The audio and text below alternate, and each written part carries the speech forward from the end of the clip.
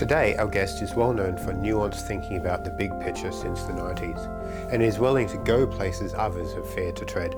Nick Bostrom is co-founder of the World Transhumanist Association, the Institute for Ethics and Emerging Technologies, and also the founder of the Future of Humanity Institute. He has worked on existential risk, the anthropic principle, human enhancement ethics, whole brain emulation, as well as written a bunch of really good selling books. Firstly, Superintelligence is a big one, and more recently, Deep Utopia, both of which I highly recommend. In this interview, we attack some of the issues surrounding the current discourse around AI, where we are at with AI safety strategies, and how to think about PIDO, value theory, cosmic hosts, utility maximization, fostering trust with AI, indirect normativity, finding meaning in utopia, and a whole lot more. We cover a lot of ground. And I'm certainly glad I did this because I learned a lot. And I hope by the end of this interview you can say the same. So please do me a favor and like, share and subscribe. It really helps me create new and better content as time goes on. First of all, I really appreciate you joining me again. Since the Winter Intelligence Conference in 2012 when we did our last interview, AGI, futurology and AI safety were really fringe topics, and like you've been delving into these things since the 90s as far as I understand. As I recall, like there are fewer papers than there were on the mating habits of dung beetles back then. I think that's no longer true, yeah. Yeah, it's no longer true. You released Superintelligence 2 years later in 2014. A lot's changed since then. Now, with the rapid achievements in AI, it feels like we've really entered a different world where AI now has become extremely mainstream. It's shifted from fringe to mainstream. So, how would you characterize this shift in both AI capacity and safety, along with the surrounding discourse since then? Yeah, well, it's like the Overton window. It's like a movie strip that has moved into the Overton window. You could see some of this coming, like the idea that AI at some point would advance and eventually make progress towards its original goal, which I think back from its start in 1956 or whenever has always been not just to automate specific tasks, but to figure out how to make machines generally intelligent, the same general learning ability, planning, reasoning that we humans have. And so with steady progress towards that and faster and better computers, eventually, presumably, we would get there. But back in, 2014, when the book came out, it had been in the works for 6 years prior to that. There was very little thought given to what would happen if AI succeeded. But as we're now closer to actually having AI succeed, there has been more attention brought to this. So it's quite a it's quite a big shift in how these issues are viewed by the wider world, and so many more people now thinking about these things. Yeah, and people are throwing hundreds of billions of dollars at it. Do you think we're making meaningful progress on AI safety relative to AI capabilities, or are we still behind the curve? I think we don't really know, because we don't really know how hard the problem is that ultimately we need to solve. There's certainly progress, so we are sort of figuring out a lot of stuff, but we don't know how much more remains to be figured out. It's a big, like all the frontier AI labs now have people working on scalable AI alignment. Well, all of them, at least Anthropic, OpenAI, Google DeepMind do. I'm not sure at Meta or XAI yet, but it's become a very mainstream concern. So that, I think, is, however, just one of several different big challenges that we will need to meet to get a good outcome from this transition to the machine intelligence era. I know a lot of people probably ask you this question, and you might not have a precise answer, but what's your probability of doom, or at least global catastrophe, given where we are today? What are your current credences? Yeah, I don't have a number, but I think in part it's hard to give a number because it might depend a little bit on what we count as doom. and in various scenarios, it's like a non-trivial question to answer. I mean, for example, in various simulation scenarios, like something happens in the simulation, something continues in some other average branch, or another simulation is repeated or left off where this continues. Like in those situations, it might depend quite a lot on the specific value function that you use to judge how good things were when some radical change happened. But if we want to, instead of having a number, project it into some sort of attitude, I feel, I guess, a mixture of fear and excitement. So yeah, a kind of, I don't know, a fretful optimism, let us say. Yeah, that sounds reasonable. I think I've got a pretty similar attitude. Do you think that there's a shift from dismissal to mainstream has been fast enough to impact the governance efforts, the trajectory of governance efforts and alignment efforts? Do you think it's people have come on board quick enough?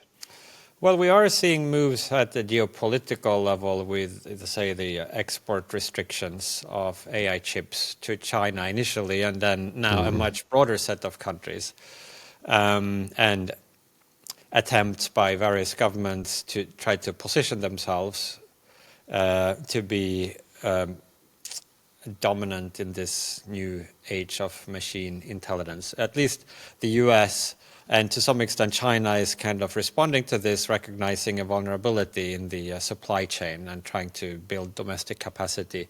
Europe maybe less so for the most part so far. Now, whether all of this awareness is for the better or for the worse is a different question. There have also been some interest by governments to, like, on AI safety, with the UK setting up AI Safety Institute and the US similarly, and encouraging companies to do some pre-deployment testing and so forth. I'm not sure how much impact that has had as of yet, but it's kind of, I imagine, a kind of escalator where this will be ramped up as we move closer to really transformative forms of artificial intelligence. How far away do you think we are from transformative AI or superintelligence? Well, progress has been rapid. I think we are now in a position where we can't be confident that it couldn't happen within some very short time frame, like a year or two. I mean, it could sort of happen at any time, theoretically. Like if somebody in some lab gets just some key insight that makes a big unlock. Like if it turns out that all these current big models and reasoning models we're training, if there's like one thing we've all been doing wrong and somebody figures out that, like maybe that would be enough. Like, I think more likely it will take a bit longer, but we can't be confident that there's like some huge long runway in front of us at this stage. So if we were to step back a bit, do you think we're still in preparatory phase, or are we still laying the conceptual groundwork? Or do you think we've entered a critical intervention window where we have lots of tools and know what we need to do with them in the next few years to decisively shape AI's future? I mean, I wouldn't say that we know what we are doing, really. We are sort of, I think, riding a wide bull and trying to hang on as best we can. And I think that's how it's going to have to be.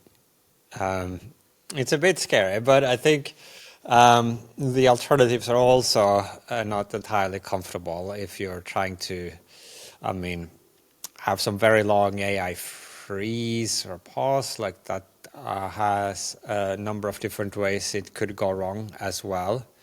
It would be sad if we kind of destroyed ourselves before even getting to the point where we get to roll the dice with the AI. Like that would be kind of that would be horrible. Minimum dignity, death with minimum dignity in Eliezer's terminology, perhaps. So I think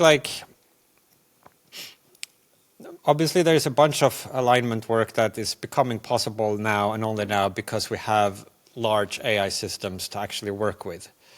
And that gives us new, research directions that would have been hard to pursue back in the early 2000s. Like you could do theoretical work at that point and conceptual work, but now you can actually work with these large models and try to align them and try to look inside what's going on.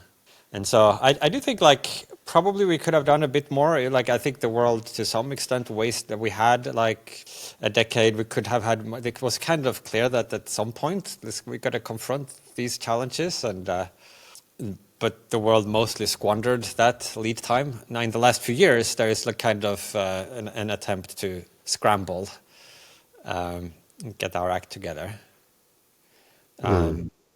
But yeah, there's a sort of race between capability and on the one hand and sort of safety and understanding on the other, where the outcome is as yet unclear.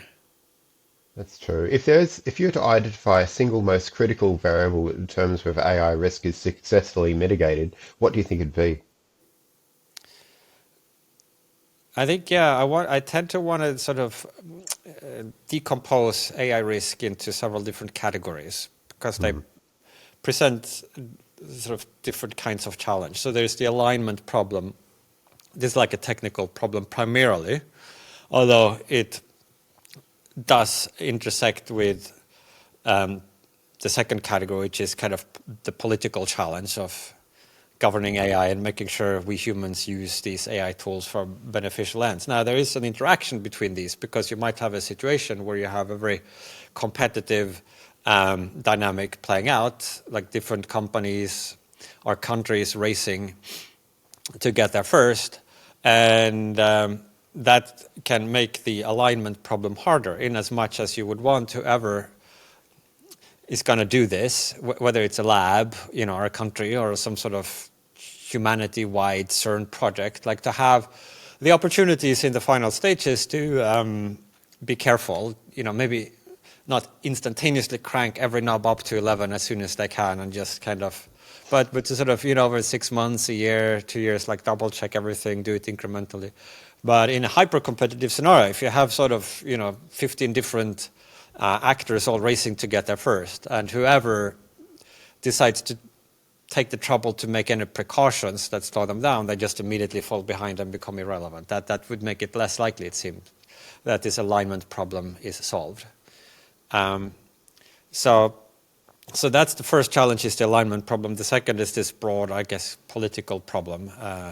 And then we have the problem of making sure that the moral status of digital minds we build is respected.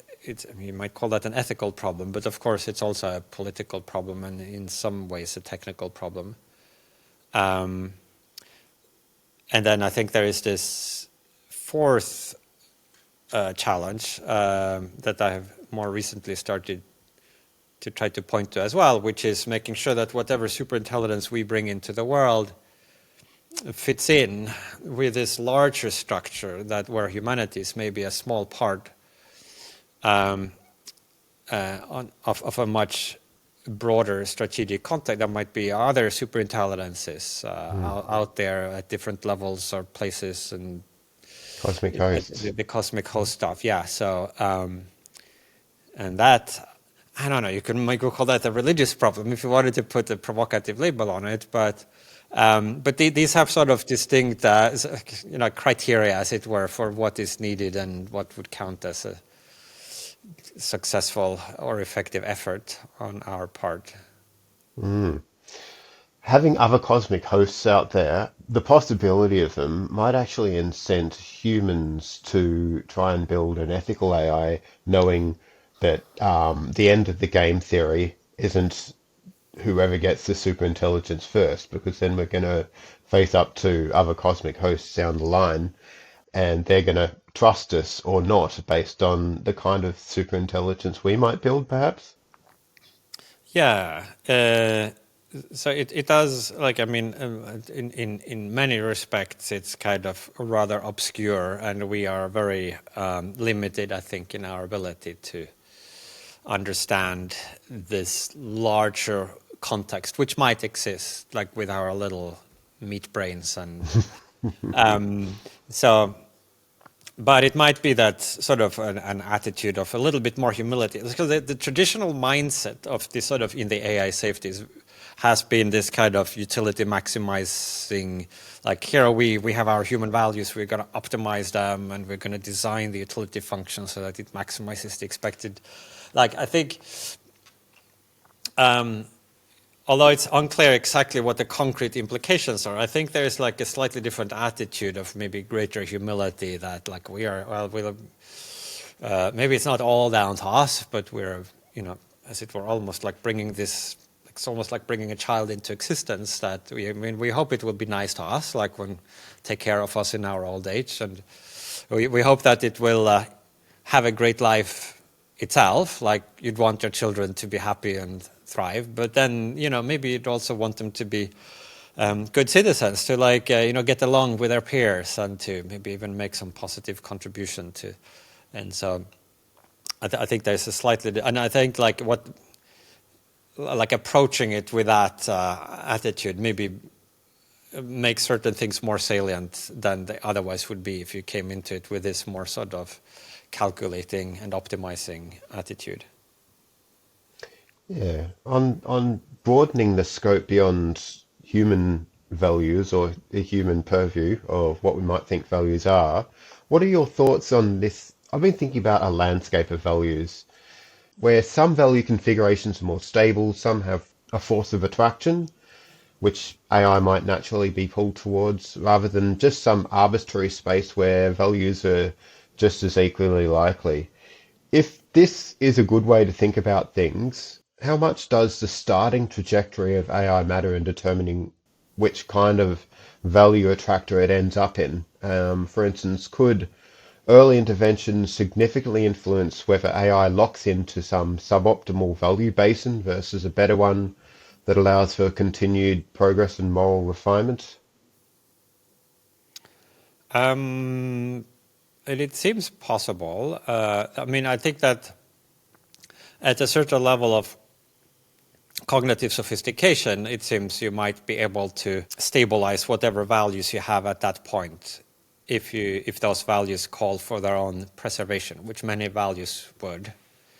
In a sense, it's kind of an alignment problem that is probably solvable at some level of intellectual sophistication and insight on the individual level. So one AI system sufficiently, you know, sophisticated about AI design, etc., could presumably prevent its own values from getting corrupted. And then there's like a larger context where if you have many different competing things, there could be sort of evolutionary dynamics. But then again, you have this kind of strategy cloning options that you don't have to value sort of evolutionary development for its own sake in order to be evolutionary competitive. If you have some other value, paper clips, let's just say, and you might then realize that for a long period of time, you will have to refrain from building paper clips in order to, you know, defend your turf or expand your territory or do whatever other things are instrumentally needed.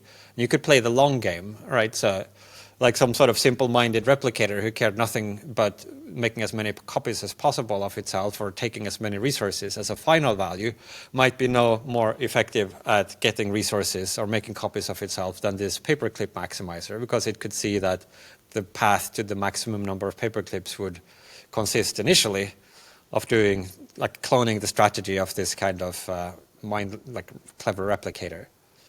At the same time, I think there is also a lot we don't understand about these dynamics, and in particular, this larger strategic context of the cosmic host that might come into view and how things shake out from that.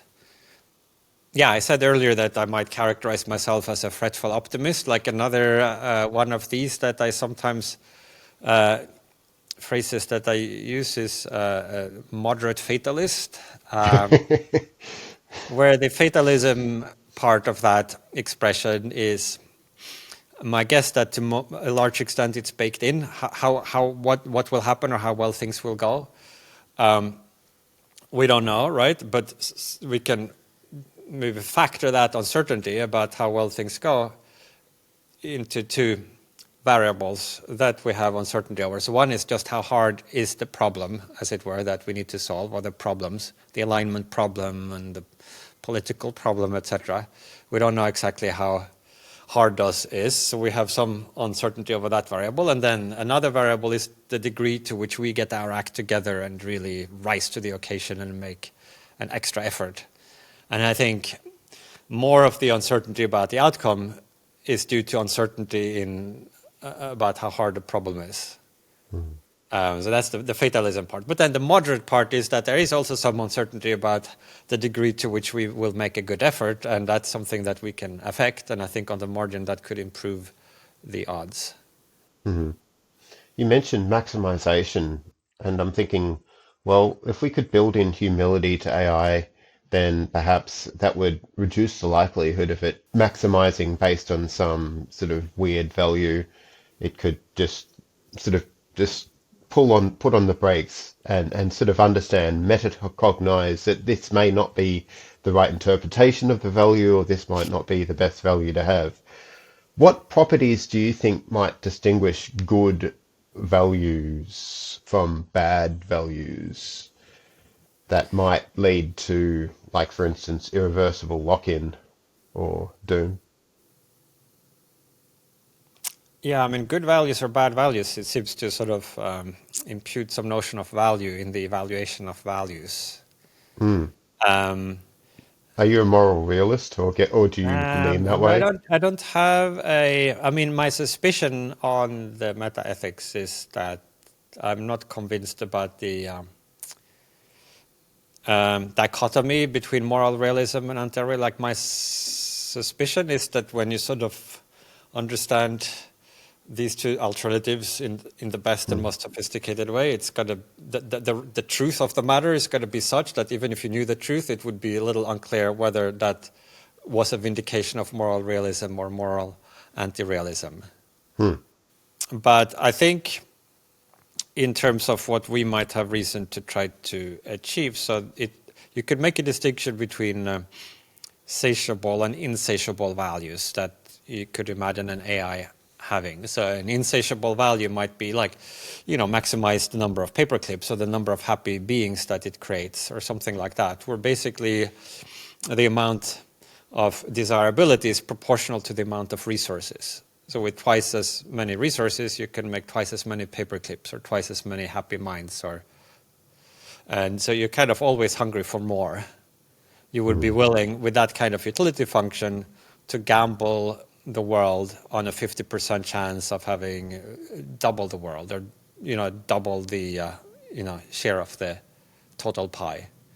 A resource satiable value might be more like a typical normal bog standard value, where you want good for yourself and your kids, and a nice house and nice food, and occasional journey and some whatever Netflix, whatever, but you have a rapidly diminishing returns to additional resources. It's not twice as good to have an income of 20 million a year as it is to have an income of 10 million a year. Now, if you have, or if your AI has these resource satiable values, it might be easier for other AIs to cooperate with it. It might be willing to allow others to have a large share of the universe, as long as it gets a little bit that is good enough. And it might be less likely to attempt risky or conflicty things to try to have a chance of gaining it all. Just as with humans, it's easier to get along with somebody who just is happy to keep on themselves. They have their little garden and they have their little thing. Than if you have somebody like who wants to conquer the whole world and is willing, for 1% chance of the world, they are willing to take extreme risks. And if you have a society with those kind of people, they're more likely to get into trouble with one another, and it's less likely to have peace. So that's one kind of. It's not a specific value here, but more like a shape of value that you could distinguish. Two different broad categories of value, where one might lend itself more to peace and harmony, and the other might be more problematic. Yes, yeah, I agree. Do you think AI could be designed to metacognize or recognize its own position within the landscape of value, or recognize what shape of value clusters it's converging on, allowing future agents, us, post-humans, and other cosmic hosts to help refine its trajectory rather than locking in premature conclusions? Yeah, I mean, there's like one part that I think has a broad attractor, which is the sort of epistemic capability and insight and information. Like, so a broad class of different AIs, maybe they're trained on different sort of data sets to begin with, and with slightly different talents. Like, eventually maybe they learn more and more, and eventually like the limit from a wide range of different starting points would be to know everything, or everything that's like interesting and important.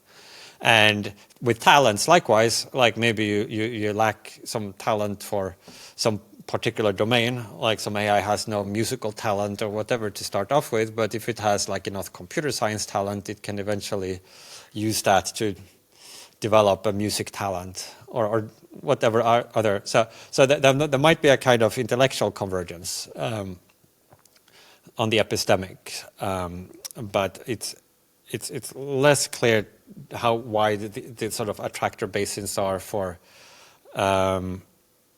like, you know, other fundamental attributes like these kind of values that it might have, or maybe decision theory stuff, where the starting conditions might make a big difference to where it ends up.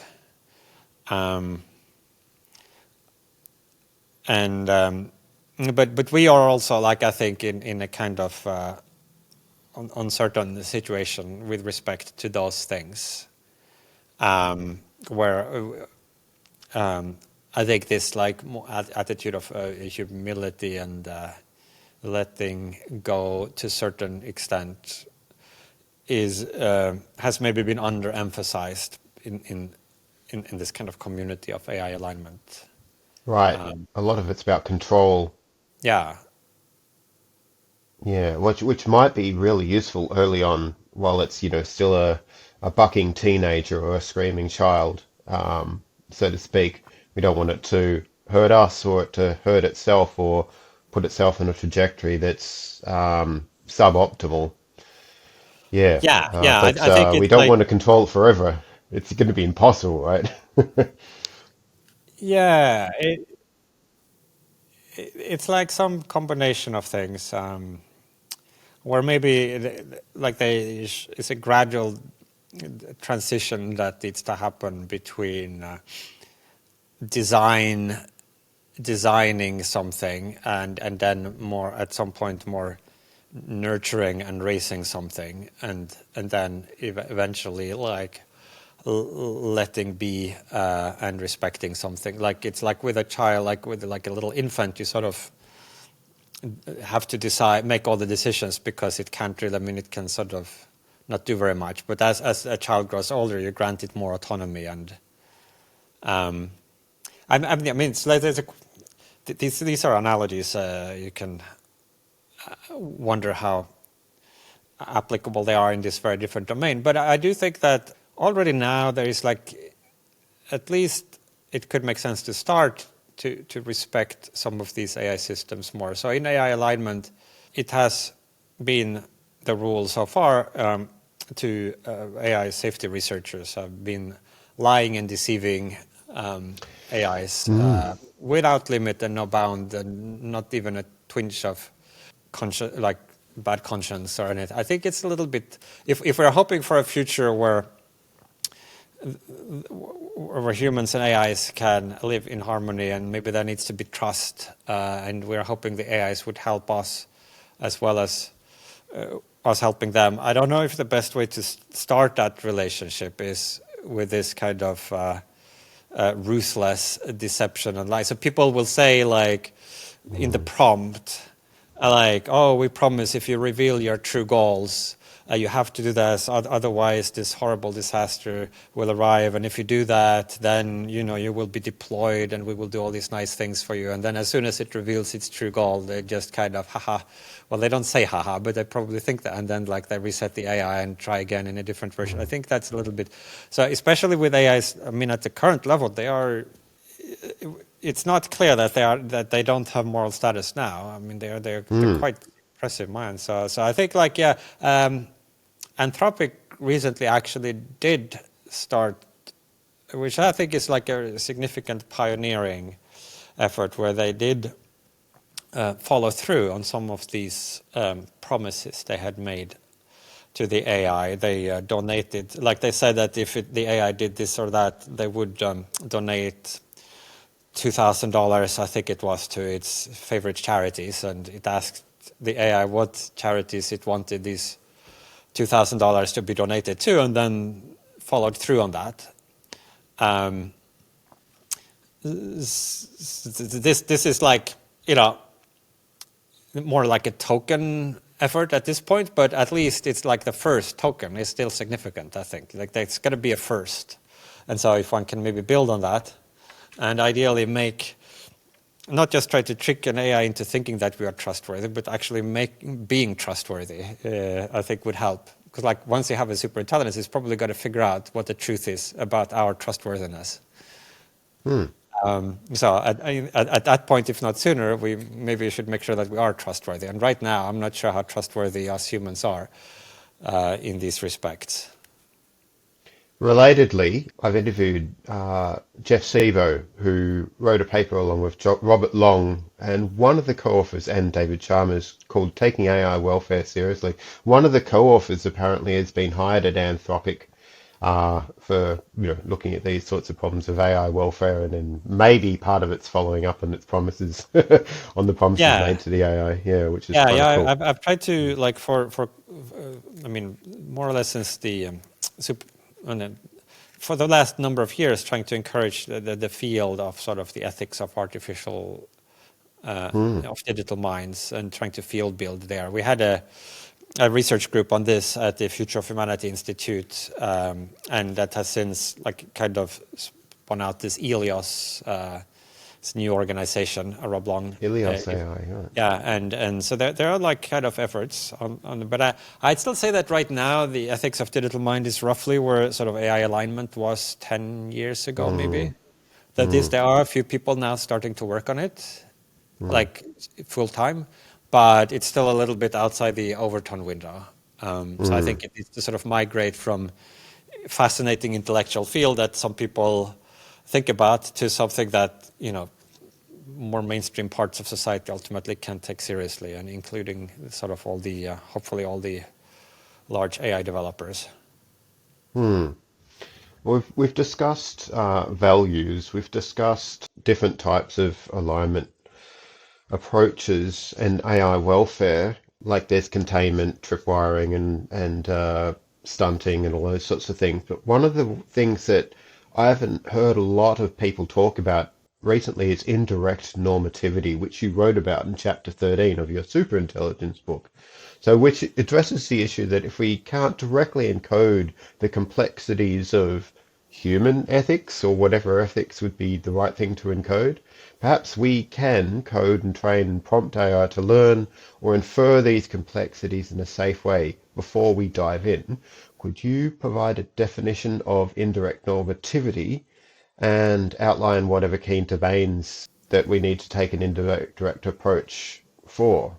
Yeah, I mean, you basically defined it. I think you can have different degrees of indirection here, where at one limit you would sort of lay down in great specificity the exact rules that the AI should follow and try to define the values.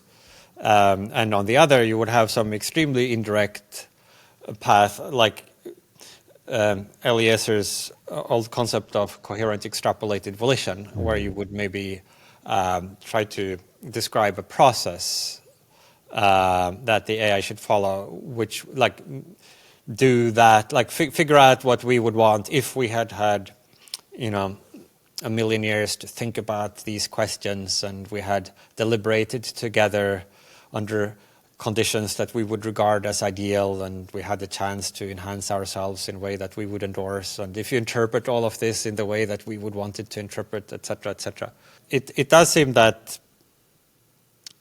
it's like we are not capable right now of like laying down some detailed blueprint for exactly what like an ideal world should look like, or what the far future should look like. It's just like A, too complex, and B, also I think our vision is quite limited in how the different ways in which a future could be good.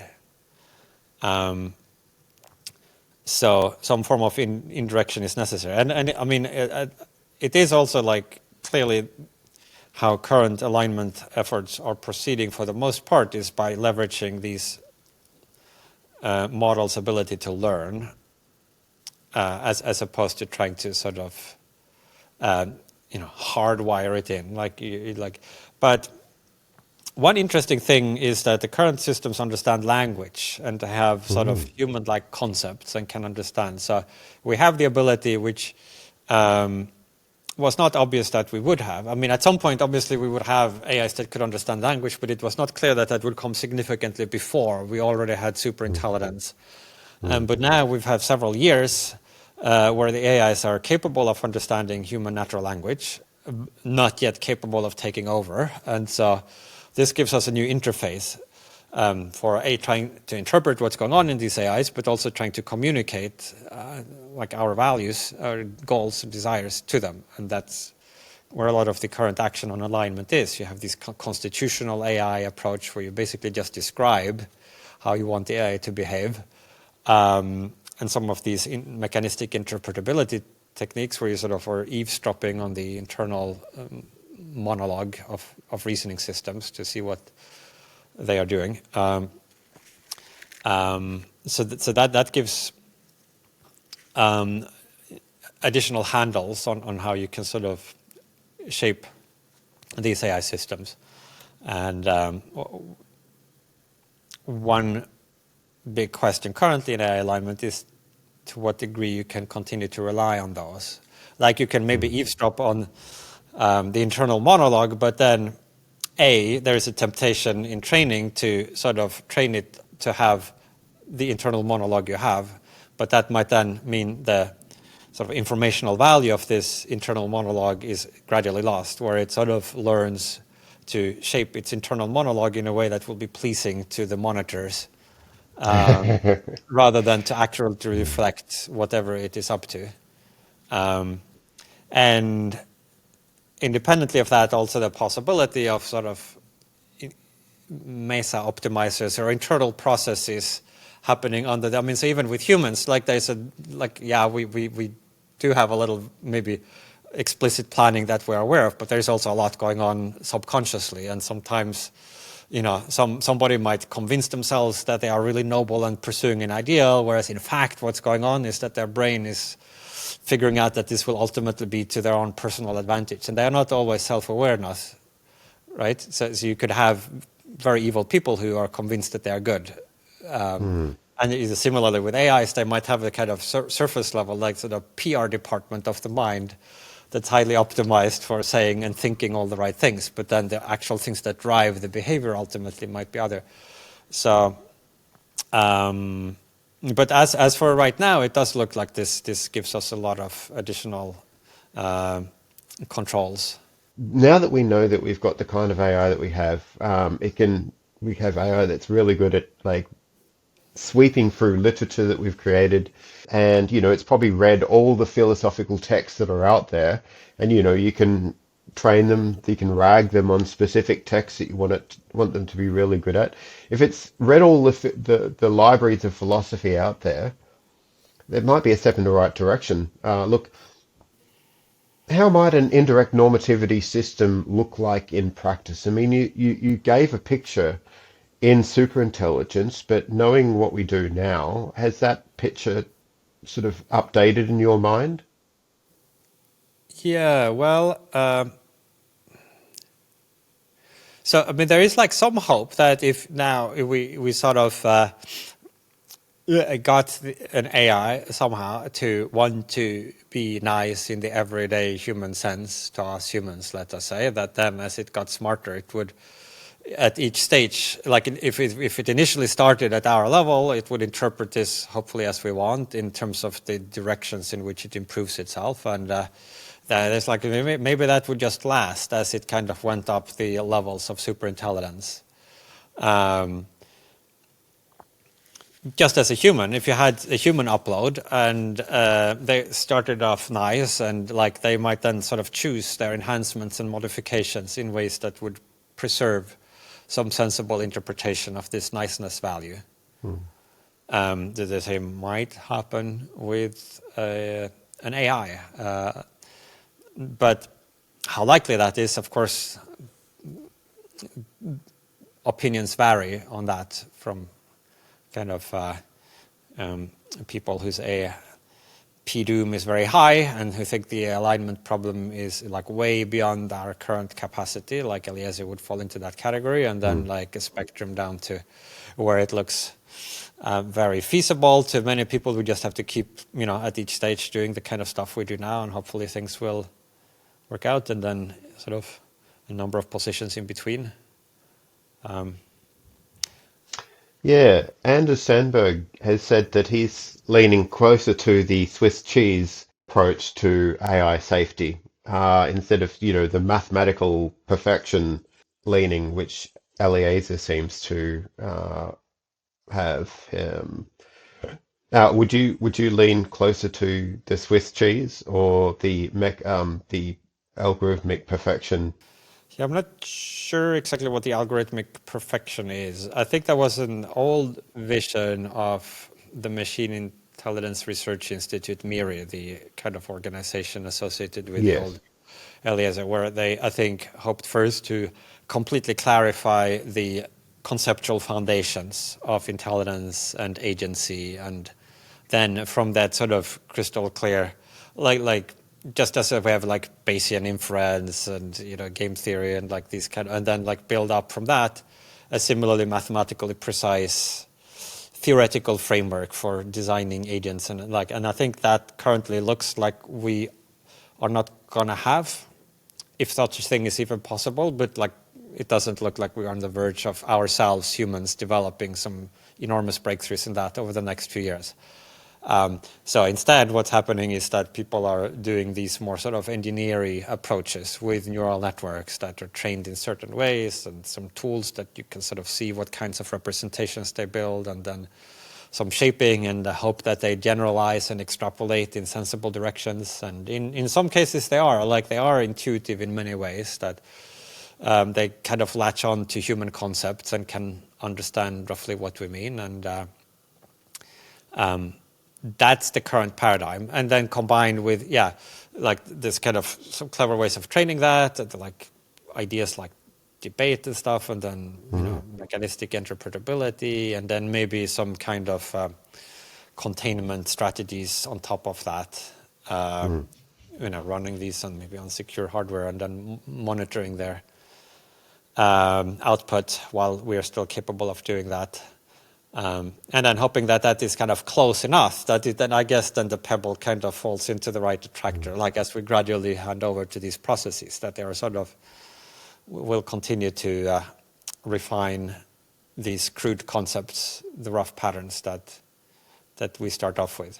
Just as you might hope that a human would. Like we are not sort of mathematically designed with a crisp definition of the optimal utility function. We are some hodgepodge of different things, but you'd hope that at least some people are nice enough that if you gradually started, improving their intelligence, and you gave them a lot of time to reprogram their own mind, that they might sort of, choose a trajectory that honored the spirit of the starting state. Some of the things that you mentioned, superintelligence, that indirect normativity could be good for would be debugging our metaphysical, epistemological, metaethical assumptions, or debugging its own, right? So you mentioned humility before. Should we prompt AI to recognize and debug foundational errors in our metaphysics, epistemology, and such, rather than taking our existing frameworks as a given? Yeah, I'm not sure how much we would need to. I mean, so right now, if you're looking at the latest LLMs and stuff, like it's not so much that we have provided them with certain metaphysical axioms.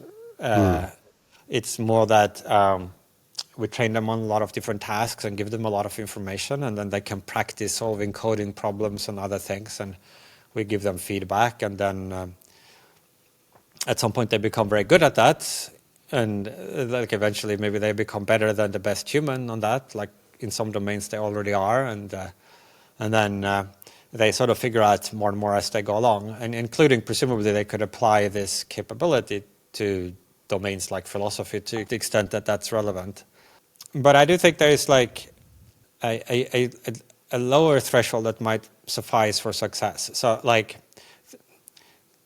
maybe you can distinguish different levels of superintelligence, like weak superintelligence, let's say, that's kind of a bit like, it's like the smartest humans are a bit smarter, like, but sort of not enough that you could just one-shot some strategy to take over the world, but you could make like vastly faster progress in philosophy and science and programming. And then like radical superintelligence, where you can sort of, you don't have to postulate any particular limit to what it could do. But it might be sufficient if we can align a sort of slightly smarter than human AI, because it can then help do the further alignment work. To whatever extent we would have succeeded in this if we had had a little bit more time or invested more in the research, this AI that by assumption we are saying is aligned would be able to do that. So if we could get to that stage, then we could sort of hand over the baton and hope for as good an outcome as we would have achieved if we ourselves had had a lot more time to work on it. And then it might be that there are certain alignment techniques that would work on this kind of slightly superhuman level that might not be guaranteed to work if applied directly on some sort of godlike AI.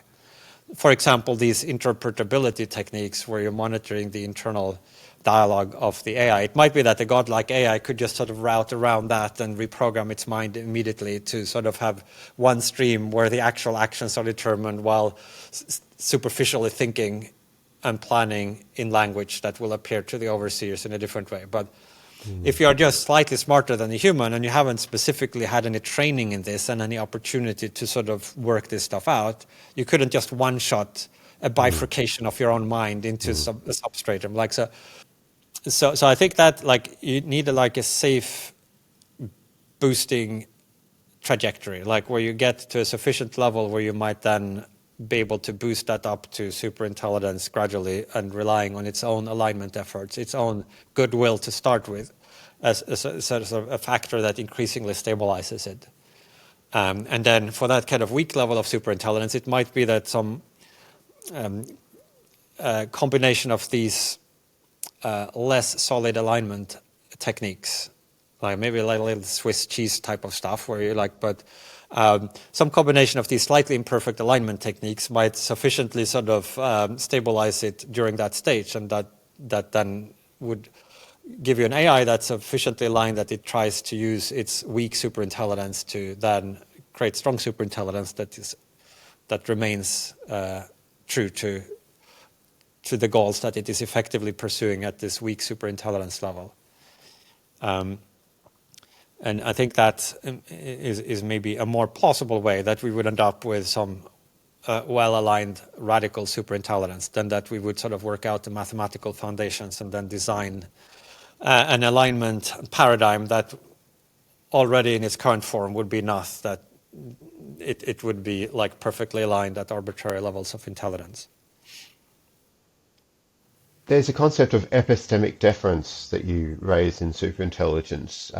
And that could be a blind faith on our part in a sense, like people often trusting AI quite a lot now, even at the current stage. We give it a prompt and it produces something that seems reasonable on first pass, right? How should we expect for a cognitive superior AI to discover truths that go beyond human capacities to recognize? And if it's able to do this, how do we ensure that we can understand and verify these discoveries rather than blindly deferring to its authority, its cognitive or epistemically deferring to it. So this is assuming we have this strong superintelligence, I guess. Yeah, I mean, I think there are sort of questions where we need to maybe verify a bunch of stuff ourselves because it's like safety relevant. So like the AI say, I think it would be a good idea if you let me out of the box and I will be totally safe. There you might not just blindly want to trust the AI unless you were already convinced that it was well aligned, because there's like a clear possibility that it would have incentives to say that no matter what. But if you have an AI that you're already convinced is aligned and truth-seeking, etc., then you might want to defer on a whole host of the risk there might more be that we would defer too little, that we would be too sort of convinced of our own prejudices and stuck in our own ways. Now, I mean, I think like a well-aligned superintelligence probably could give us very good explanations for things and help us understand, even with our current limited brains. Like if you had a very optimized education program or explanation, like at least give us the broad contours of whatever truth it has discovered, better than humans could do if they had come across this. And understanding is not an all or nothing thing. Like it's like you can understand things at different levels. Like you could have a sort of superficial understanding, and maybe that's all that we would be capable of with respect to a lot of these fundamentally important truths. And then they like to really understand it in detail and specificity, you might need a bigger brain. You've mentioned that like AI, like understanding maybe like some form of compression. Marcus Hutter's written a lot about this. Do you think AI actually understands stuff, at least weakly at this point in time? Do you think the grokking phenomenon was revealing a form of understanding in large language Yeah, I'd models? say so. Yeah, I think it makes sense to apply these concepts that they know and things and understand things and can be a little bit creative sometimes. And these kind of human concepts of intentionality, the mind concepts, I think these AI systems we have today are, to me, I mean, remarkably human mind-like in many ways, even though they are of course different as well. But it's the striking thing is not like how they are different from us, but like how similar they are in many. I mean, you had these systems a couple of years ago that were like, and this would have seemed like totally insane from the perspective of good old-fashioned AI, but that to get them to perform their best, you actually had to give them a little encouragement in the prompt, like saying, this is really important to me, try hard, think step by step. And then, then they like are more likely to find the answer. Like that seems strikingly similar to the way that human minds work. Now we'll see if that persists, because like the current generation is still basically shaped in our image, and they've read everything we've written, and a lot of their intelligence comes from just having been sort of imprinted on this vast set of human-generated data and dialogue. Now, as you start to shift to training these more on reinforcement learning, like you define some abstract success criterion, like some code that passes various unit tests or some mathematical theorem that's either proved or not proved. And it then allow the AI to figure out any which new way of achieving this goal, but you make no assumptions about how. It becomes very good at achieving these very just random arbitrary goals. Like it might be that at that point, its intelligence starts to diverge more from human minds. And so it might be that right now we have the sort of most human-like AIs that we will have, and they could become more alien if this new regime sort of trains in new mental structures and new ways of solving problems that are more de novo, more sort of self-discovered. And I think if to some extent see the same thing with like chess and Go playing AIs. Like initially they relied quite heavily on being trained on databases of human games, and unsurprisingly they then tended to follow the playing styles of human chess players or Go players, and they could sort of maybe think through a few more plies deeply into the search tree, but still a kind of a bias towards the type of strategies that humans would use. But then like with AlphaZero, you train them without the starting point of human knowledge and just allow them to discover the whole thing for themselves. They become extremely good in the end, but also they are more likely then to find completely new ways to play these games that surprise human grandmasters. And we might find the equivalent in a broader set of domains, new ways of achieving goals that are quite different from the ways that skilled humans would achieve them. You wrote a recent paper of yours, Base Count at metaethics, and I think you may have touched on that earlier in the interview, or some of the content of it. It's interesting in this discussion how moral norms come about in humans as slightly idealized response patterns and influenced by social agreements and powerful individuals. Would you give us a brief outline, this sort of work you've been doing, how that might affect training AI or maybe some form of indirect normativity prompting? I'm not sure for training AIs directly. It's a kind of sketch towards a particular metaethics, this base camp. Yes. Like, Yeah. but there's one section there that then I think very briefly alludes to this possibility of cosmic norms. So if kind of moral truths are some sort of idealized norms that then are a kind of behavioral pattern, like if you could have these norms existing at different levels in a nested hierarchy, where you could have a local community norm, let's say, and then like country norm that has laws, and you could have a humanity-wide set of these idealized norms that would be the moral truths. You could have one level above that if you look really at the cosmos at its largest scale. If there are these cooperative frameworks existing at that level, that might, then not just be prudential reasons for respecting these norms. Obviously, if they're like these powerful beings that have laws, and you come into their society, you probably want to know what the laws are and maybe obey them for the same reasons that you don't want to go around stealing and murdering and plundering. Like even from a self-interested perspective, right? It might not end well for you. But on top of that, also, if this metaethical framework is correct, and the same, incidentally, might hold true for various other metaethical frameworks. We might have also moral reasons to respect these cosmic norms, if such there be. And this idea of a cosmic host, this would be sort of the set of entities amongst which these possible cosmic norms might have been developed.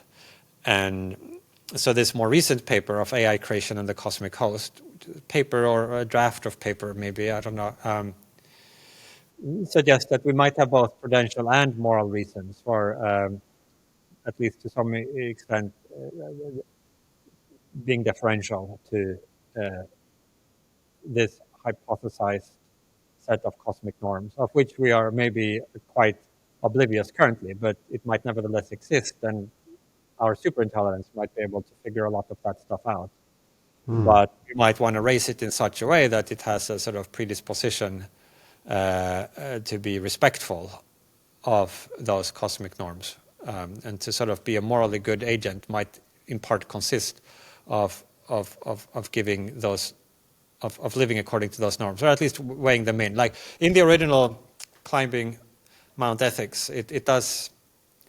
It's not a complete moral framework, but it does suggest that there are like different levels of moral norms might place in some cases conflicting demands on us, and we have to sort of navigate that.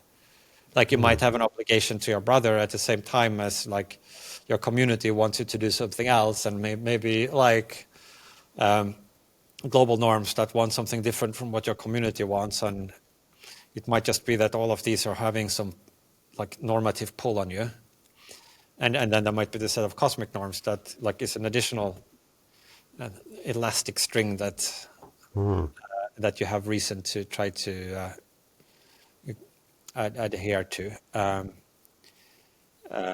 So that's that. I don't know exactly what that would translate to in terms of exactly how we train AIs today. But I think to the extent that we're steering towards developing a certain kind of AI, then it might be that hard optimizing, utility maximizing of a resource hungry utility function would be less likely to conform to these norms than some AI that had that was in some sense a little bit more humble, or like with a bias towards cooperation. And maybe you want to create an AI that, because that's like the other part of this cosmic host paper, is that it's possible that like there are resources locally available to us that the rest of the cosmic host cannot access, other than via if we create a superintelligence that then on behalf of the cosmic host can do things with the local resources.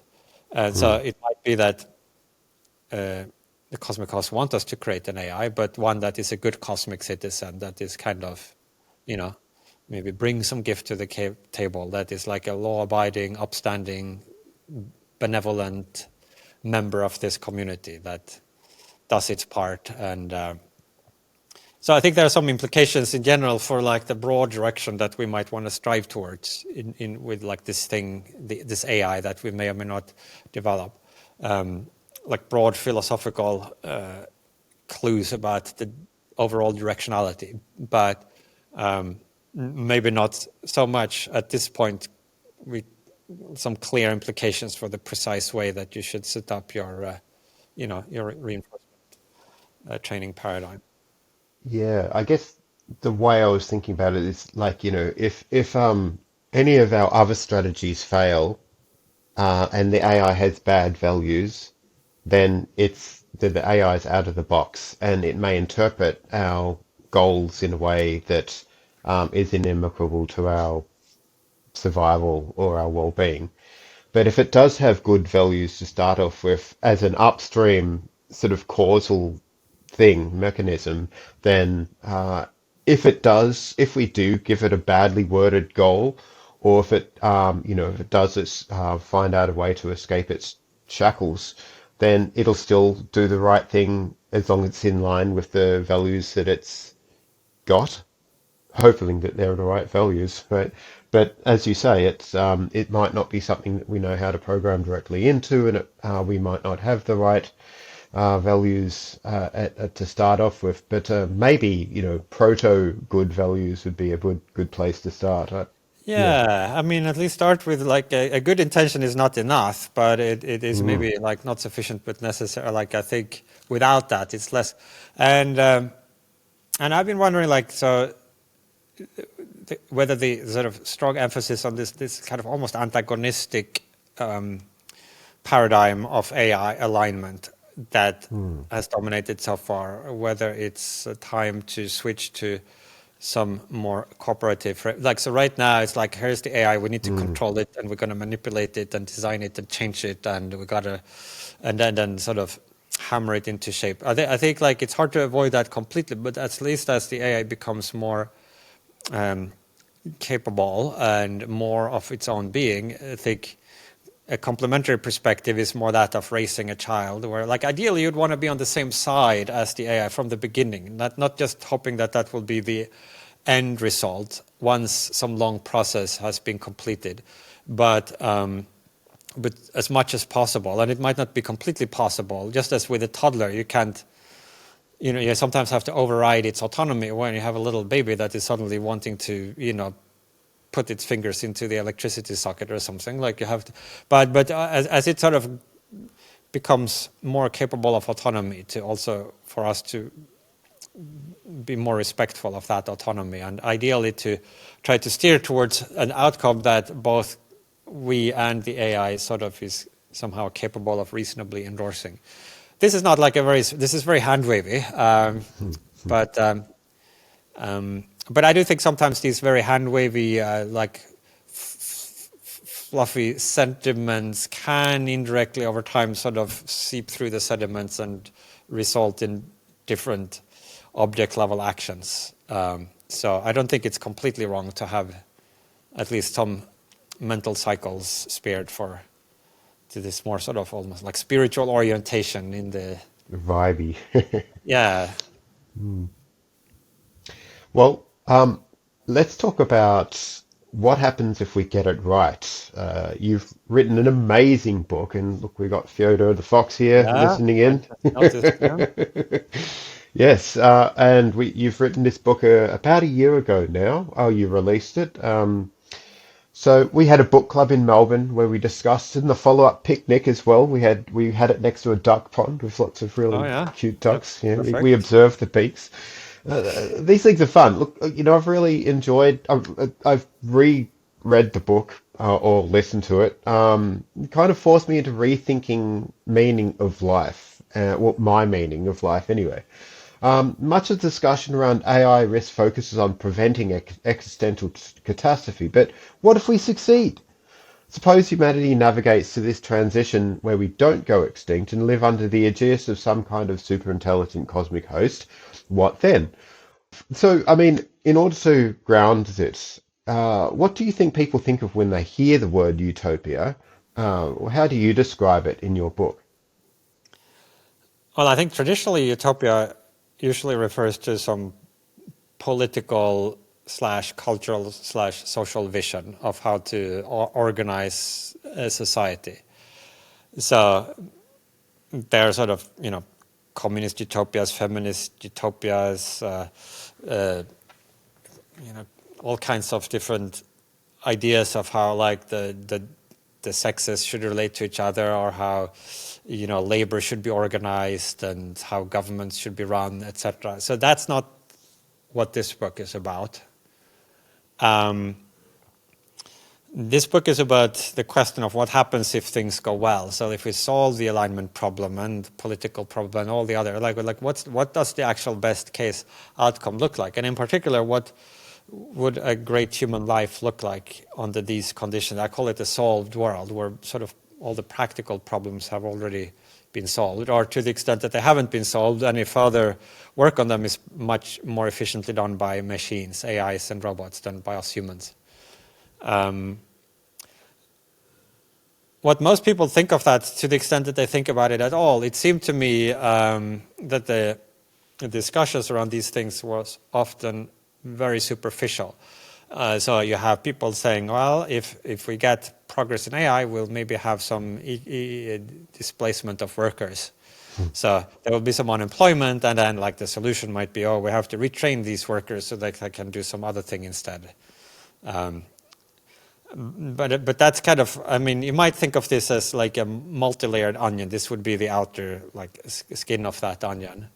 So you could then take the next step. Well, what if it's not just some jobs, but like all jobs that can be automated? And maybe with an asterisk, there might be some exceptions to that. But like, to keep things simple, let's say all economic work. So then you have a slightly more profound question, like what would humans do then if we didn't have to work for a living?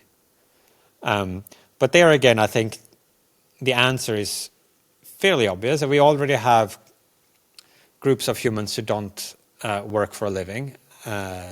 Take young children, for instance, who are economically completely useless and nevertheless seem in many cases to have great lives, maybe better lives than grown-ups. They spend their days playing with their friends and making up games and learning, and so then maybe that would be the lot of all of us in this scenario where we didn't have to work for a living. I think it's true that there would be a fairly significant readjustment required for that of culture, of the education system. Like rather than training kids to become productive office workers where they sit at their desk and receive assignments that are graded, like this would make no sense. You could instead educate people to have a great life, to cultivate hobbies and appreciation for beauty and nature and conversational skills and physical wellness and all of these other things. But I think that could be done, and but I think there's like further layers to this onion. Once you reflect that in this condition of technological maturity, it wouldn't just be human economic labor that would become unnecessary, but a lot of other instrumentally motivated efforts also would be unnecessary. So right now, something that a person who doesn't have to work for a living might do, they might, maybe they decide, oh, I'm going to get fit, so I'm going to spend time in the gym to like put in the work in the gym, and then I can feel, physically better afterwards, and mentally maybe clarity and relaxed or whatever. But in a solid world, you could pop a pill and achieve the same effect. So why sweat for an hour in the gym if you could achieve exactly the same effect by just taking a pill? Seems a lot more convenient.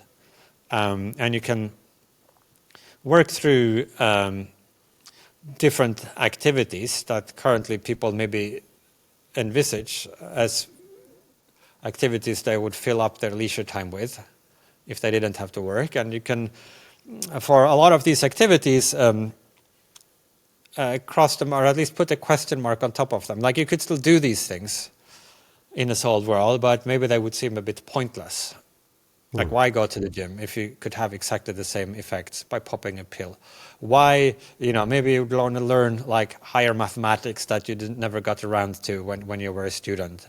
And now you'd have time to finally, read that textbook on advanced algebra or whatever. But at technological maturity, I think there would be sort of sophisticated neurotechnologies that maybe could fine-tune your synapses so that you would, without effort, enter a state of knowledge and skill in this mathematical domain, and so on and so forth.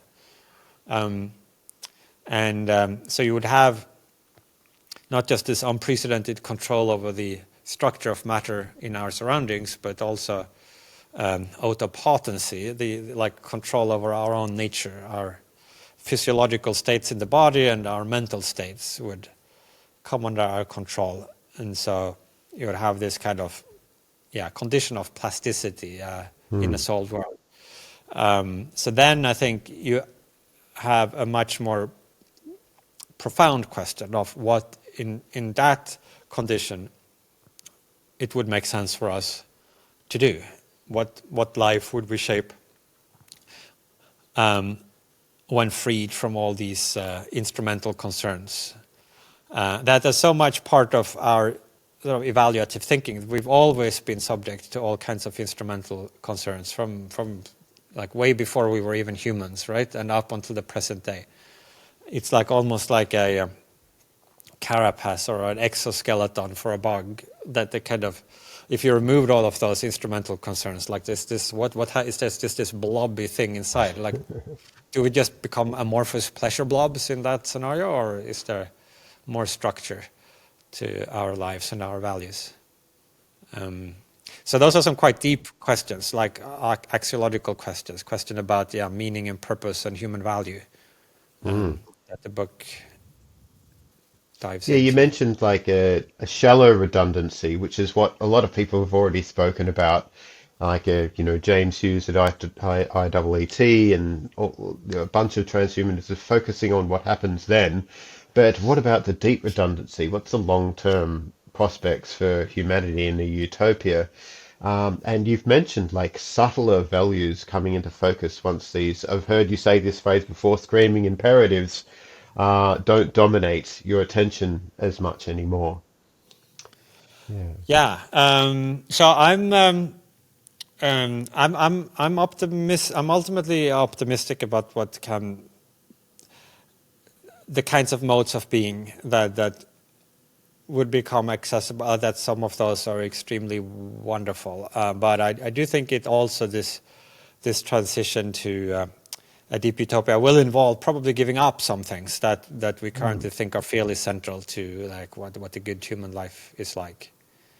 And the book doesn't try to sell this kind of rosy ideal, like to try to like convince the reader to become really excited about it. It's like more like diving into the, in some sense, repulsiveness of some of these visions. But then I think if you work through that, you can sort of rebuild something valuable. You have to go back almost to the basic constituents of our values and see how they can be instantiated. And what kinds of instantiations make sense under these very different conditions.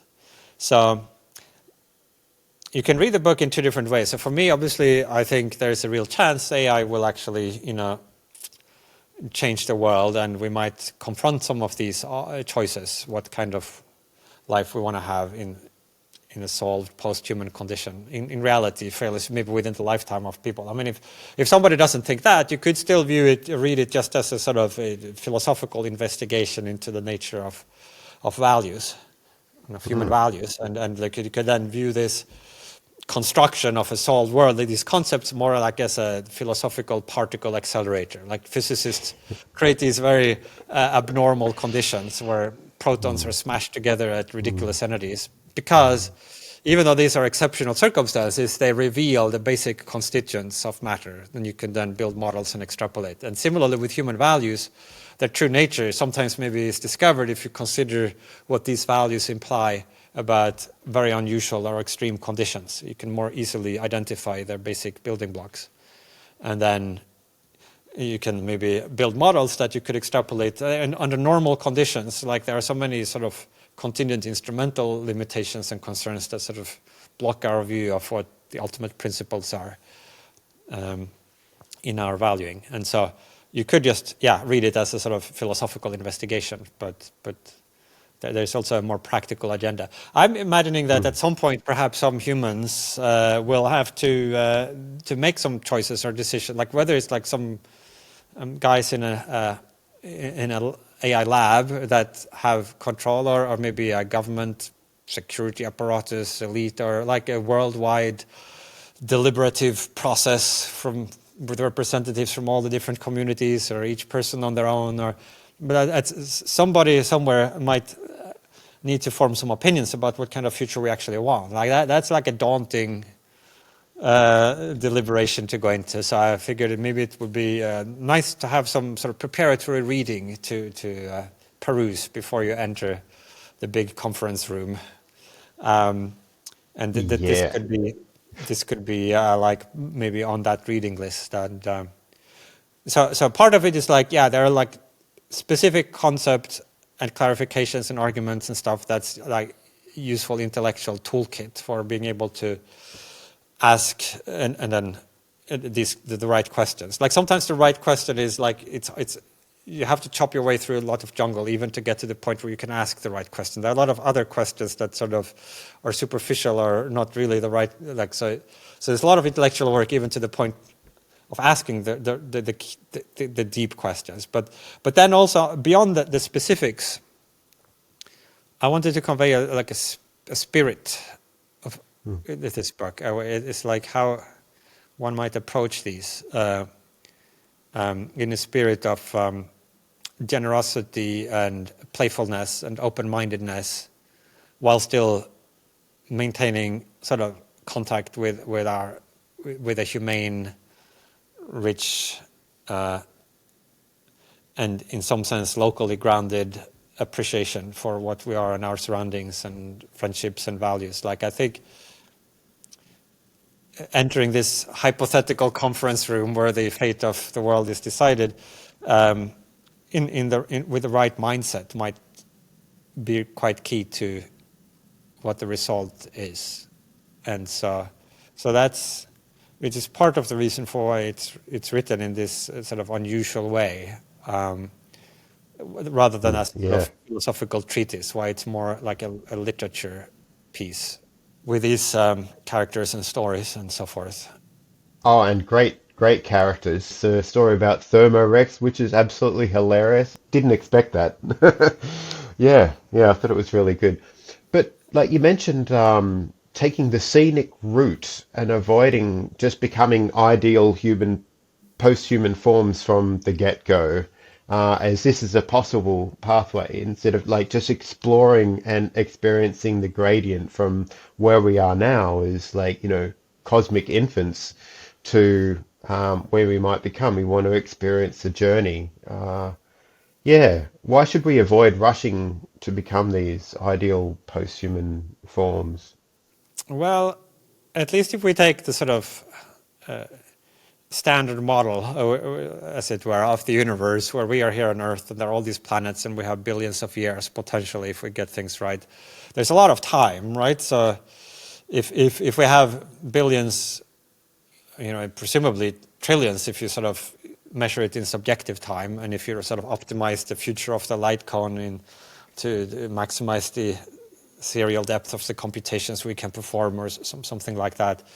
There's like this enormous space, and so if we have a pluralistic view of the values we want to realize, some of those might be more local and more connected to different states of being. That there might be certain things, I think, in fact, that our current human condition, as I alluded to earlier, that there would be this, you would have to give up some things to live in a solid world, as well as gain, hopefully a lot more. But certain things that might be quite valuable, that is kind of distinctive to living as a being with our current human limitations. And so since there is like so much time, you could satisfy a lot of these values. The post-human values, yes, maybe the vast majority of the time would be lived in some unimaginable post-human expanded state of being.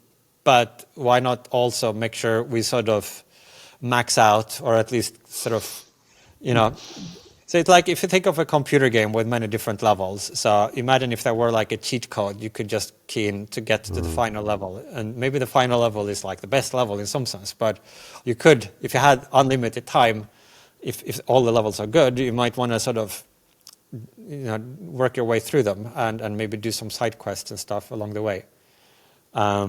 That's one reason for why we might not want to immediately snap our fingers and receive the maximum state, but like thinking instead of trajectories, like optimal trajectories. The other is that the structure of our values might not so much be, it might not supervene on states, and it might like human, like if you think of even like some prudential concern, like we are more sort of dynamic value processes rather than like a utility function.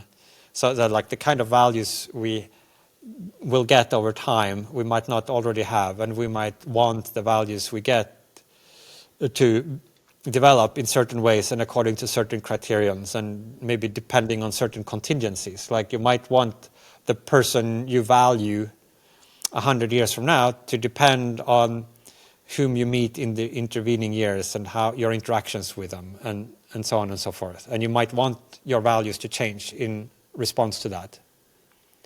Like if you're not yet a parent and you are going to become a parent, you might want your values to change so that you then come to value your child for his or her own sake, even though before you have the child you might not value that being, but you might sort of want your values to change. That might be itself a value that we have now.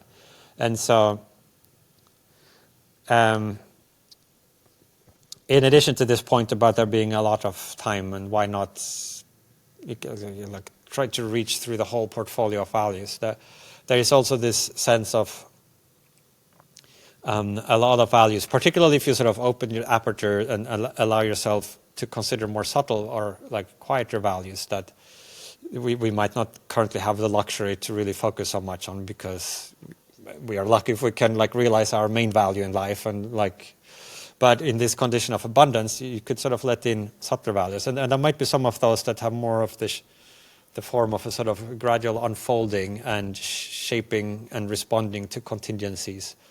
And allowing things to develop according to their intrinsic propensities and nature. That might also call for a sort of trajectory-based approach as their best form of realization, rather than an instantaneous transformation.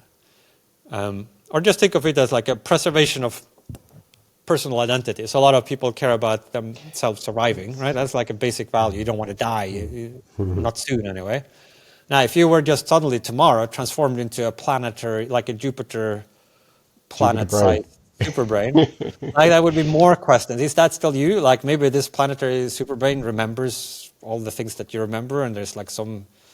But maybe the planet brain would be more you if it resulted through a slow process of you growing into that thing as a result of a sequence of choices over 500 years. Let's say you figured out how to upgrade this, temporal lobe, and then you spent 2 decades figuring out how to like develop a different neural extension module, and then you made a choice and you practice this new skill. Like eventually you grow into that. That maybe like make the case that the end result is actually you stronger than if it were an instantaneous transformation, even if the end pattern were the same. Because like some conceptions of personal identity might also pay attention to the trajectory that led from the starting point to the end point. It might well be that our values are a little bit are not premised on one specific view of metaphysics. Like to some extent, we come with these values without having worked out all the specific metaphysics or a perfect theory of personal identity or like a lot of other things. So it might well be that if you sort of project the actual values we have onto some very specific, ultimately correct, complete metaphysics, what it will look like in that metaphysics might be a sort of smeared out pluralistic cloud of different considerations. And that when you try to realize that, the shape will be a lot more organic than if we sort of started with this correct ultimate metaphysics and sort of had some simple principles that defined an axiology on it. I don't know if that's clear or not, but anyway, those are sort of reasons for suspecting. I mean, multiple reasons for suspecting that maybe. But I do think there is also an urgency at the same time. Like there's a lot of horrors that you'd probably want to end as quickly as I possibly can. And so like an initial rush to some sort of adequately good condition that where you can actually start enjoying life and stopping the dying and the various other tragedies of maybe various forms of amnesia or like permanent like that, and then get to that level where you can sort of exhale and relax your shoulder, and you're basically safe, and then you can sort of start on the slower, like now life is already like really great, and then you can sort of grow out from there. You've got plenty of time for long reflecting upon what to do next or where to go, but you don't need to get it all done at once because there's basically close to unlimited time in the universe. Yes, but you mentioned getting rid of death and pain and stuff like that, and David Pearce makes a cameo in your book, Deep Utopia, and his character persuades you to focus more on hedonic valence. You mentioned a 5-ring defense, and hedonism is one of those rings, but there's a number of others like experience, texture, autotelic activity, artificial purpose, and socio-cultural entanglement.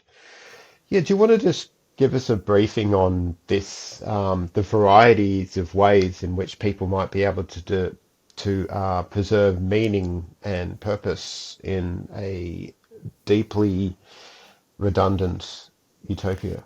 Yeah, so the place in the dialectic where this happens is kind of after, in the first few chapters, you get to this deeper, purpose, this kind of deep redundancy and the purpose, like what.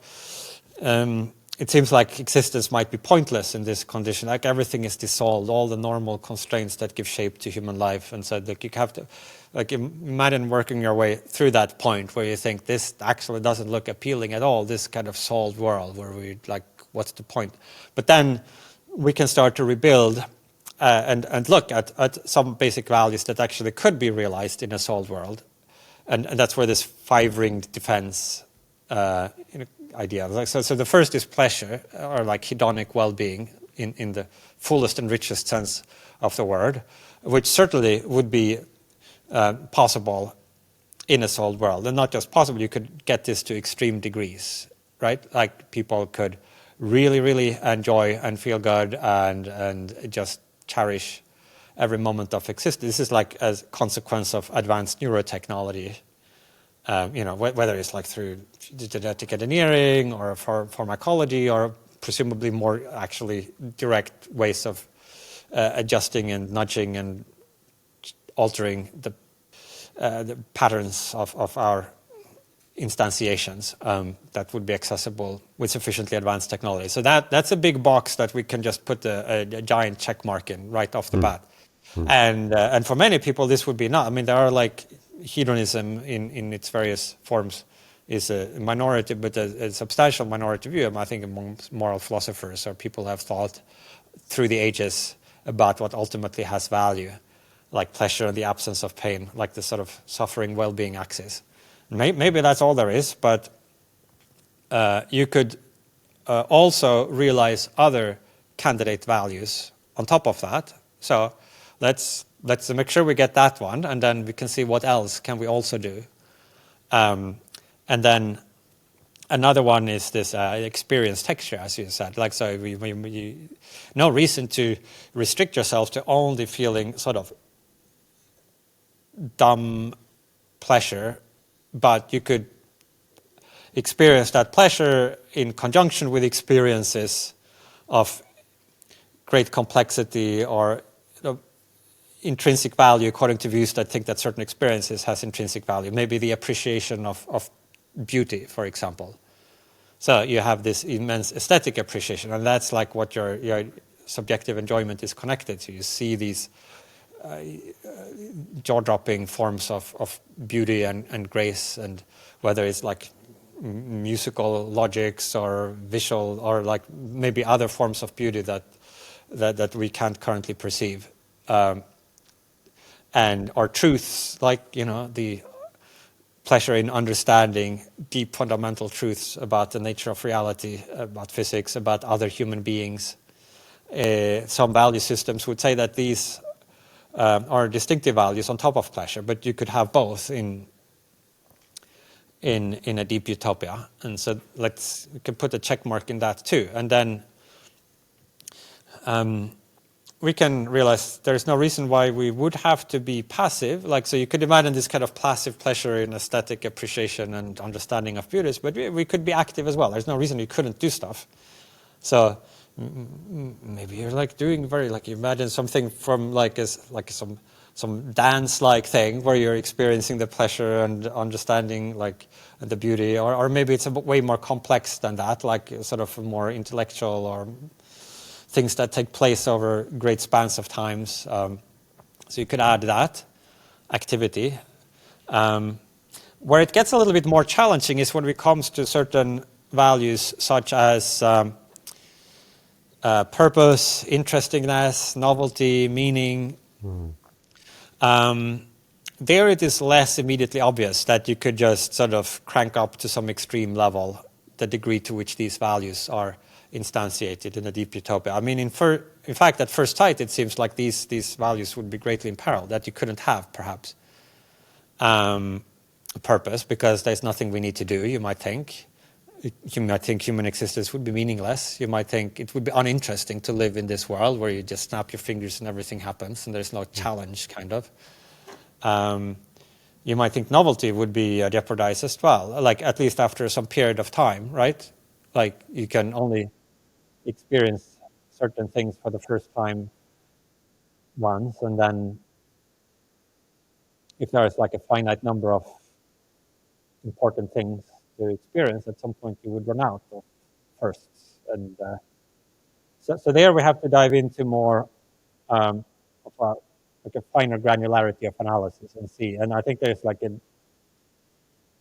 at least significant degrees to which versions or aspects or fragments of these values can be preserved and indeed instantiated in high degrees. Artificial purpose is the easiest. So if you think that there is value in doing things for the sake of achieving other things, we could still have that in Deep Utopia, namely by just giving ourselves certain goals that are designed in such a way that they can only be realized through our own efforts. So the paradigm case of this are various games that people, set yourself some random goal to achieve this, board state on a chess table, or maybe to get the ball into a sequence of 18 holes. There's no reason why you need to do this. But for whatever reason, let's suppose you do adopt that goal. Now you really want to achieve it.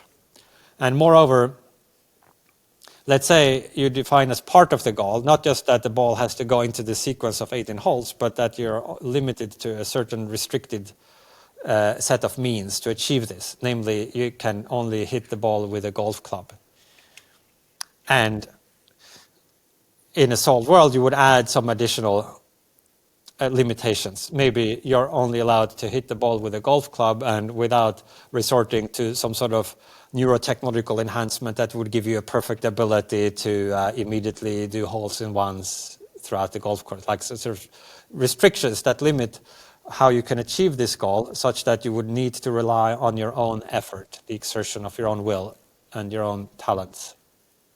Now, once you have adopted this goal, and you could use neurotechnology to motivate yourself to want to pursue this goal, that's a choice you could make, then this activity becomes possible. You have this artificial purpose, and the only way you can realize this goal you have adopted is through your own activity and your own effort. So now you have sort of purposeful activity, although the purpose is artificial.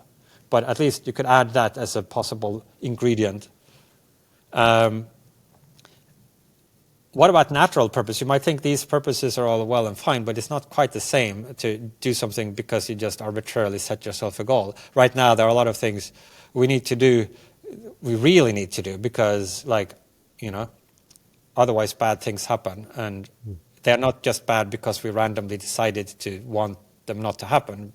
We already, so you have to go to work every day because otherwise you don't get a paycheck, and if you don't get a paycheck, eventually you get kicked out of your flat, and then eventually you live on the street and it's really cold, and so there's like a real independent of you and your decision reason for doing this. So these natural purposes might be in scarcer supply in a solved world. I think nevertheless there might be some that could survive this transition to technological maturity, and a lot of those would have the form of various kind of social, cultural entanglements, that you might care about what other people want, and maybe what those people want is that certain things are done by you as opposed to done by some robot. Or they might take the form of values you have, like to honor various traditions, and the only way to honor a tradition is for you actually to do certain things yourself. Like it wouldn't count as honoring a tradition if you sort of just told the robot to go off and do the ceremonial remembrance or whatever. Religious and spiritual values might also give rise to natural purposes that would survive automation. And so that also is then maybe to a more limited extent, perhaps, than currently, but still to a non-zero extent, values natural purposes. Like to the extent that achieving and working towards natural purposes is intrinsically valuable, there might be some extent to which that too is possible in a solved world. And I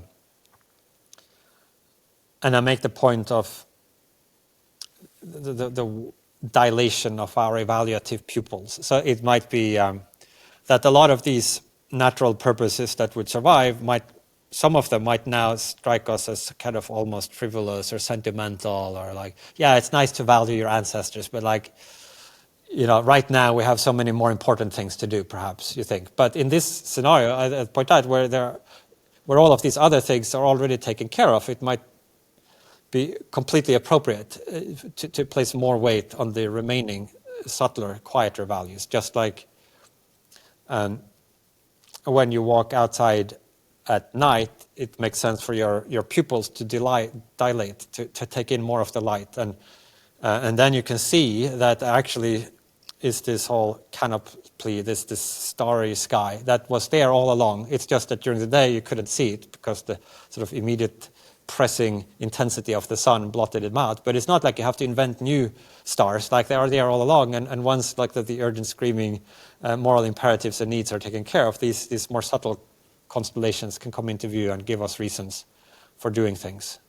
So that's, I guess, a sort of thumbnail sketch of some of the argumentation. Yeah. I've had a renewed appreciation for subtlety. I'm in Japan at the moment, and they have the Ikagai concept, which I'm not sure if you're familiar with, which is how to generate meaning and purpose in life. Now that might need to be revised as we move into a utopia, if we move into a utopia. But yes, they certainly do appreciate subtlety in the foods, and also, they have the ancestor worship as part of the Shinto tradition. So it's really quite lovely being part of that. And so actually revising this book again has been a real pleasure in this environment here in Japan. Yeah. Yeah, and I think the space there is enormous. And I mean, so all the spirituality and religion, but then even just poetry, is a kind of way of increasing your sensitivity to a lot of what would strike us otherwise as completely mundane and worthless, like a pile of dirty clothes on a laundry room floor or something like that. Viewed in the right way and approached it can contain within itself sort of realms of beauty and being that we don't have the luxury or maybe even the sensibility to really appreciate. But it's there, and you can cultivate that to a certain extent in our current incarnation. But you could imagine in this very different condition that could be taken to degrees that would just kind of completely astound us if we could catch a little glimpse of the kinds of experiences that would be possible there. Like they might be so wonderful and breathtakingly beautiful and just striking that it would just seem like we had been hardly even conscious before. Like not even sleepwalkers, but some sort of dull glimmer of a little hunger sometimes, and a little ambition sometimes, and a little whatever other fear of public speaking, like this, but like not really. Like it's a kind of a ringworm level of consciousness relative to what these post-human minds might encompass. These kind of vast, also scintillating seas of astonishing, beautiful truths that they inhabit.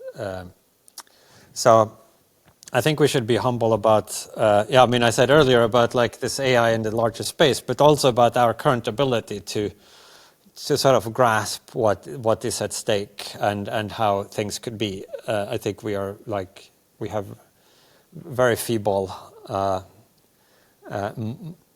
conscious minds. They are very small and can't really contain very much of reality and I think so that's, we can understand it in abstract terms, but I don't think we can understand it in sort of at any kind of real intuitive level. Oh, look, reading this book has really helped me to appreciate some of this, the depth and subtlety of values that I'm not aware of. It's not, on at top of mind in my everyday life. It's nice to be able to sort of read about this. This book is really good. For anybody who's not really interested in utopia per se, this book's great for just exploring how to approach meaning and purpose in just life.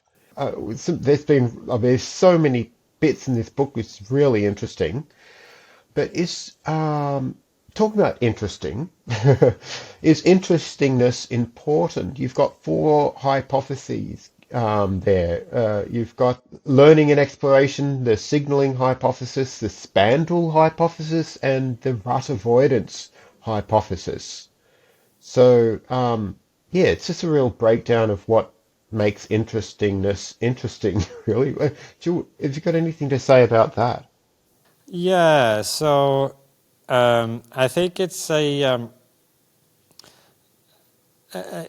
plausible ingredient in a lot of values that people might have and that they might fear would be lacking in a solved world.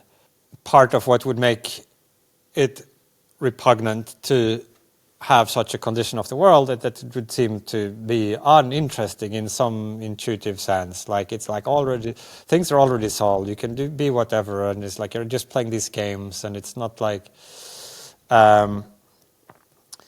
And so analyzing that value itself then becomes relevant, and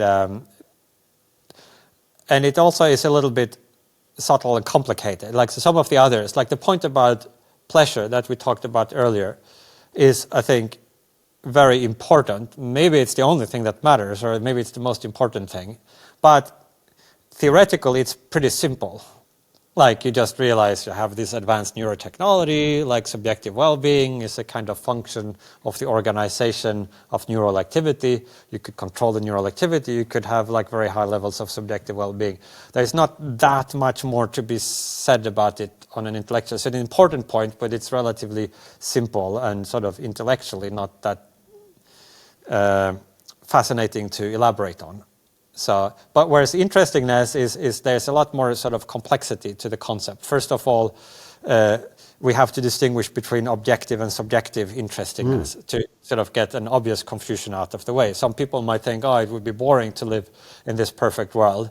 Like I'd be like fascinated the first week or something, but after that I'd just be bored all the time. Now clearly that's not the case if you mean subjectively bored, because that's a mental state that neurotechnology could easily modify away. So in fact, you could feel extremely fascinated and like with rapt attention and enormously invested and motivated and whatever other antonyms of boring, boredom you might conceive of. Those would be easily realizable. So to the extent that there is a challenge of interestingness, it's got to be a different, not a subjective notion of interestingness as a mental state, but like interestingness as some sort of objective property of certain situations or lifestyles, where you might say that even if somebody were subjectively super interested in counting blades of grass on a lawn, that's all they wanted to do with their life, and they were like obsessively focused on this and found great joy in it, that nevertheless you might judge there's this objective notion of interestingness in which their lives lack it. Like it's just too simple and monotonous and repetitive an activity to have this objective quality of interestingness. You might doubt that there is such a notion of objective interestingness, that it's all just subjective, but I think some of our value intuitions come from this idea that there is like something lacking in the grass counter's life. And so then you can analyze, and it would take us probably too far afield to really dive into it in detail, but what such a notion of objective interestingness might consist in, and the degree to which that might or might not be realizable in a solved world. So one element might be novelty, that like might be one component of what makes something interesting. Like just doing the same thing over and over again might be sort of objectively uninteresting, no matter what the thing is. Table legs. Sorry, table Carving, legs. Yeah, Pierre carving table legs. Vignette. So then you can analyze, what is this novelty? Like, is it like something that it's only the first time something is done that it can be interesting? Well, then, like, if you take that literally, like our current lives got to be pretty uninteresting. If you live in a big enough universe, everything has already been done exactly to like the precise molecular configuration. And so if that's the criterion, yeah, then Deep Utopia would be uninteresting, but then our current lives are also just as uninteresting, and at least we wouldn't be any worse off in that regard. So then you think, well, maybe that's not the sense in which something has to be novel. It's like, maybe it's like just has to be novel within our society, or maybe within our own life. And then then you can zoom in and look more specifically at that, like how do you measure this kind of novelty?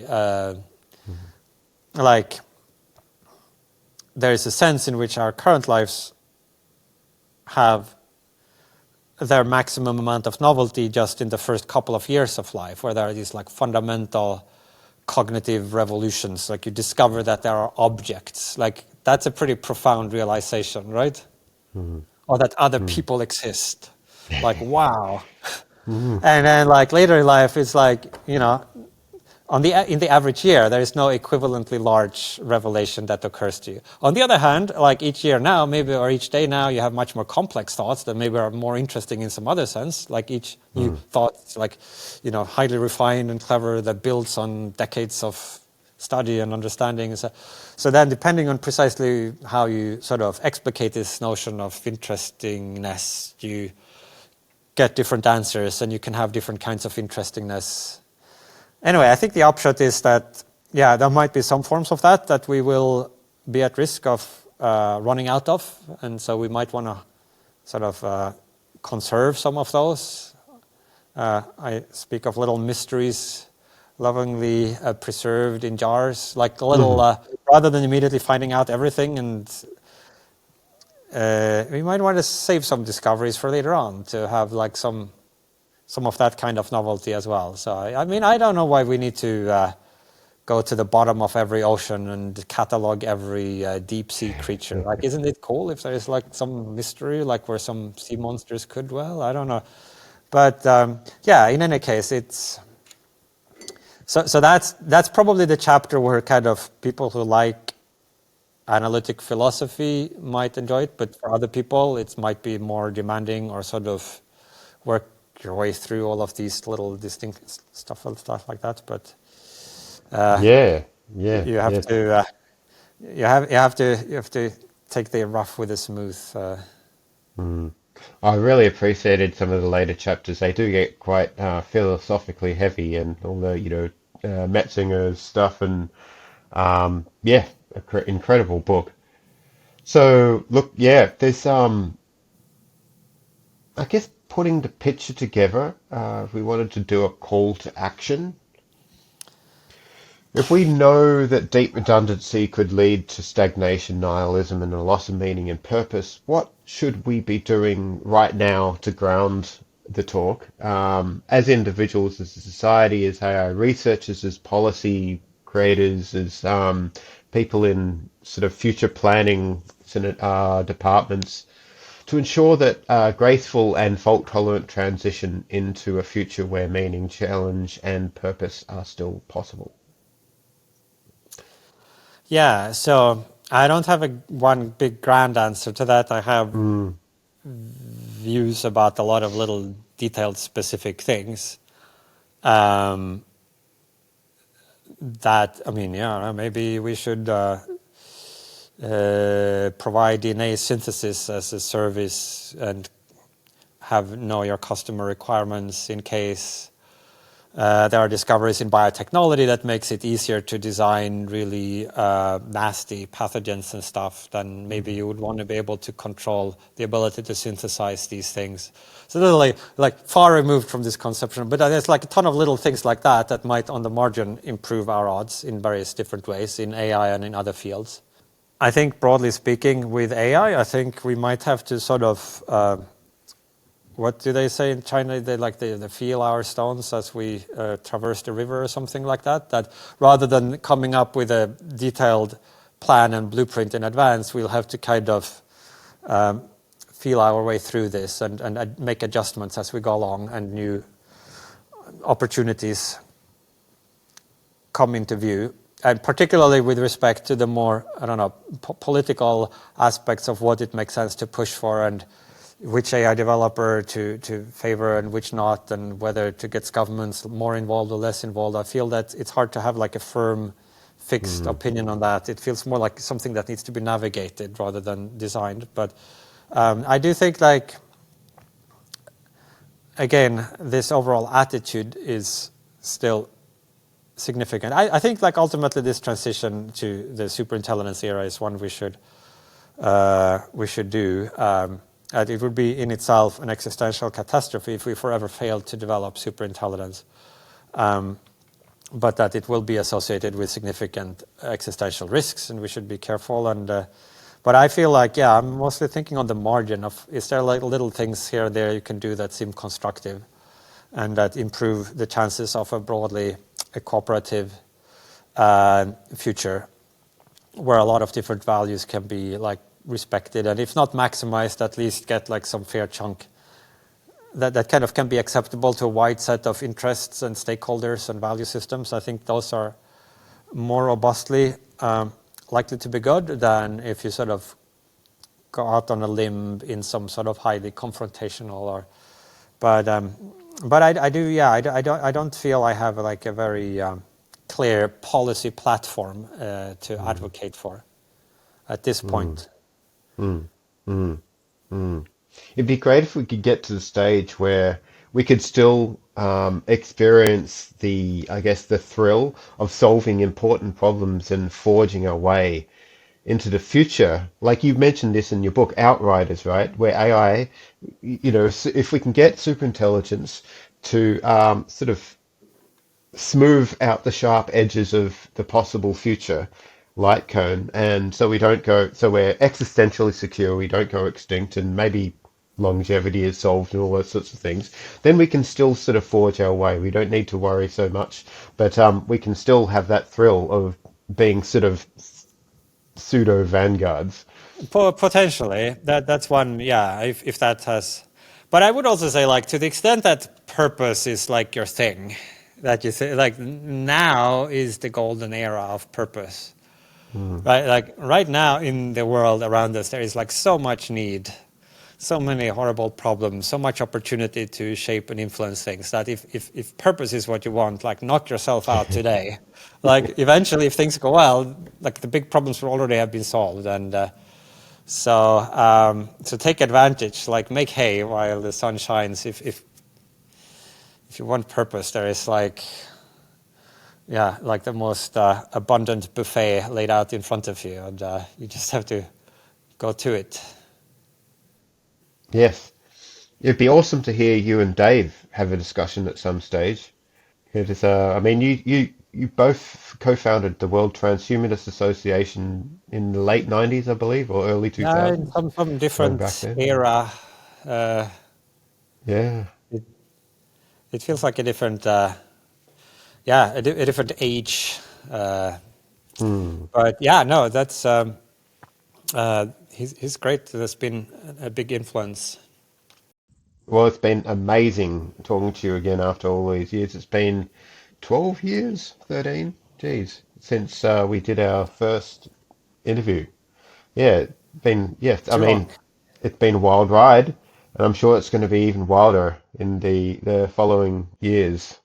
So I really appreciate you going over time. I do appreciate you've probably got things to do, and you're on the frontier of solving important problems. So yeah, uh, Well, I fully applaud your dedication and your effectiveness at doing what you've done. Written some amazing books.